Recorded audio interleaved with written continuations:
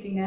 இன்னைக்கு ரெசிபி பார்த்தீங்கன்னா விறகுல பார்த்தீங்கன்னா நம்ம ஒரு வெஜ் பிரியாணி பண்ணலாம். ரொம்ப யம்மியா இருந்தது. நான் இது வந்து ஒரு 2-3 டைம்ஸ் வந்து எங்க வீட்ல நான் பண்ணிட்டேன். எங்க வீட்ல எல்லாருக்குமே ரொம்ப இஷ்டம் ஆச்சு இது. இந்த ரெசிபியை நான் உங்க கூட ஷேர் பண்றேன். இது எப்படி பண்றதுன்னு பார்க்கலாம் வாங்க. விறகு ரைஸில் நம்ம பிரியாணி பண்ணலாம். சூப்பராக இருந்தது.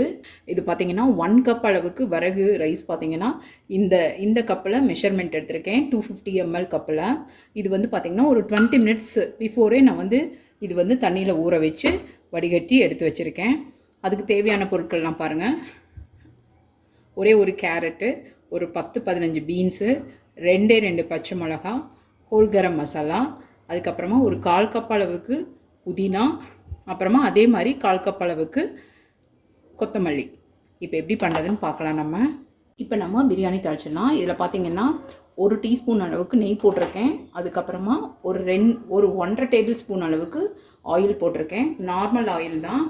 அதில் பார்த்தீங்கன்னா காஞ்சிடுச்சு நல்லா. இப்போ ஹோல் கரம் மசாலா எல்லாமே போட்டுடலாம். அதில் கூட நம்ம ஒரு 1/4 டீஸ்பூன் அளவுக்கு சோம்பு மட்டும் ஆட் பண்ணிக்கலாம். ஒரே ஒரு ஆனியன், பெரிய ஆனியன் கட் பண்ணி வச்சது, இதையும் நம்ம இதில் சேர்த்திக்கலாம். 1 டீஸ்பூன் அளவுக்கு நம்ம ஜிஞ்சர் கார்லிக் பேஸ்ட் ஆட் பண்ணிக்கலாம்.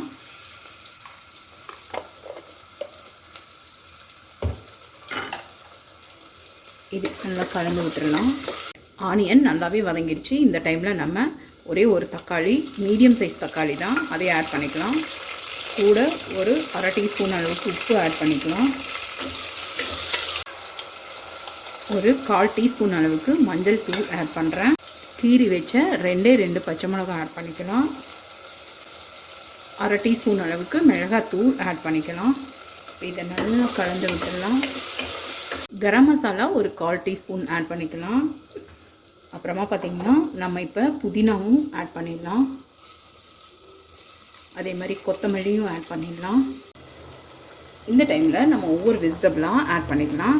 கேரட் ஆட் பண்ணிடலாம்.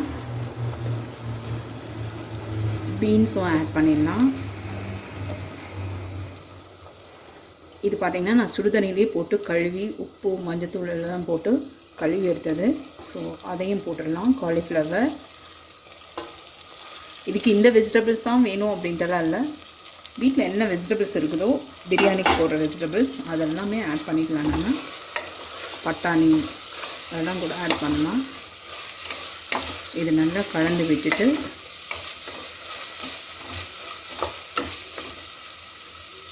இந்த விறகு சிறுதானியத்தை நம்ம இதில் ஆட் பண்ணிடலாம்.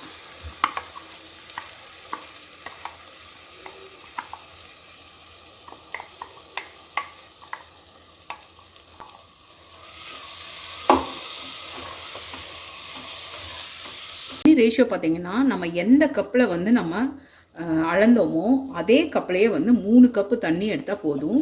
இப்போ நான் வந்து 1 கப் அளவுக்கு தான் விறகு எடுத்தேன்.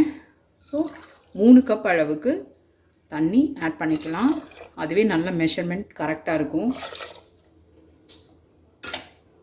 இதுக்கு தேவையான அளவு உப்பு மட்டும் போட்டுட்டு நம்ம க்ளோஸ் பண்ணி வச்சு ஒரு 4 விசில் விட்டோம்னா சூப்பராக நமக்கு விறகு பிரியாணி ரெடி ஆகிடும். இதெல்லாம் மூடி போட்டு மூடிடலாம். ஹை ஃப்ளேம்லேயே வச்சு ஒரு 4 விசில் விட்டு எடுத்துடலாம். இது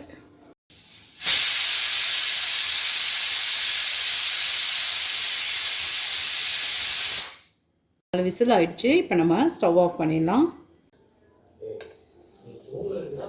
சுவையான விறகு பிரியாணி சூப்பராக ரெடி ஆயிருக்கு பாருங்கள்.